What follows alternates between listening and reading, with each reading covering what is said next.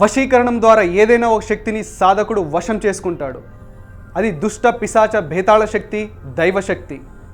సాధకుడు నిష్ట నియమాలతో కఠోర దీక్షతో ఉంటేనే ఇవి సాధ్యమవుతాయి. ఈ శక్తి సాధకుడు ఎప్పుడు పిలుచునో అప్పుడు వచ్చును. ఈ శక్తి పూర్తిగా సాధకుడి కంట్రోల్లో ఉండును. తన పనులకు సాధకుడు ఈ శక్తి ద్వారా చేయించుకుంటాడు.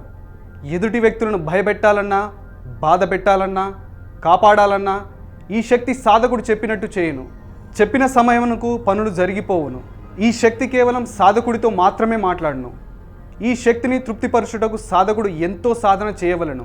స్త్రీ పురుషులు ఎవరికైనా ఈ శక్తి అండగా ఉండి వాళ్ళని కాపాడాలి అంటే వారు గురువుతో కలిసి సాధన చేయవలెను. గురువు మంత్రము స్వీకరించవలెను. అప్పుడు ఆ శక్తి వారిని కాపాడును. ఈ సాధన చేయనప్పుడు గురు మంత్రం స్వీకరించినప్పుడు ఏ జీవి చూడకూడదు, వినకూడదు. జీవి సంచారం చేయని చోట ఉత్తమం అని ప్రాచీన వశీకరణ శాస్త్రం తెలియజెప్పుతున్నది. మరి ఈ వశీకరణలో ఎన్ని రకాలు ఉంటాయో తెలుసా?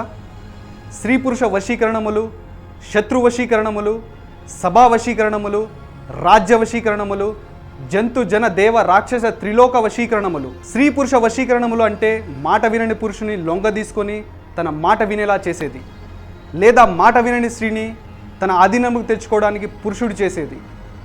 భార్యాభర్తలు, ప్రేమికులు, పరాయి వాళ్ళు అవసరాన్ని బట్టి ఈ విద్యను ప్రయోగిస్తారు.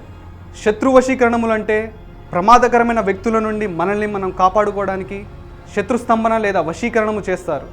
సభా వశీకరణములు సమాజంలో ఎదుటి వ్యక్తులు మనం చెప్పేది విని మనకు అనుకూలంగా మారుతారు.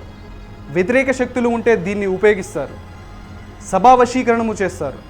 ఇక రాజ్య వశీకరణము, ఇది పూర్తిగా రాజ్యమును జయించడం కోసం ఆర్థికంగా, సామాజికంగా, చైతన్యముగా అన్ని రంగాల్లో రాణించుటకు, పేరు ప్రఖ్యాతులు రావడం కోసం చేస్తారు. ఈ వశీకరణతో ఒక రాజులాగా రాజ్యమును జయించవచ్చు. జంతు జన దేవ రాక్షస త్రిలోక వశీకరణము, ఇది చాలా కష్టముతో చేయనిది. ప్రకృతిలో ఉన్న జీవరాశులు మన వశంలోకి వస్తాయి. భూతములు కూడా తమకి అనుకూలంగా మారును. సాక్షాత్తు దైవమే కూడా మన ఆధీనంలోకి వస్తుంది. 3 లోకాలన్నీ వీరు చెప్పినట్లు ఉండును. ఇది పూర్తిగా ప్రాచీన తాంత్రిక విద్య. ఈ విద్యలు మంచి కోసమే చేయవలను, చెడుకు ఉపయోగించరాదు. ఇవి వశీకరణకు సంబంధించిన విశేషాలు. ఈ స్టోరీ కనుక మీకు నచ్చినట్టయితే యోయో టీవీకి సబ్స్క్రైబ్ అవ్వండి, మీ మిత్రులతో షేర్ చేయించండి, అండ్ సబ్స్క్రైబ్ బటన్ పక్కనే ఉన్న బెల్ సింబల్ని ప్రెస్ చేయండి. And keep watching Yoyo TV.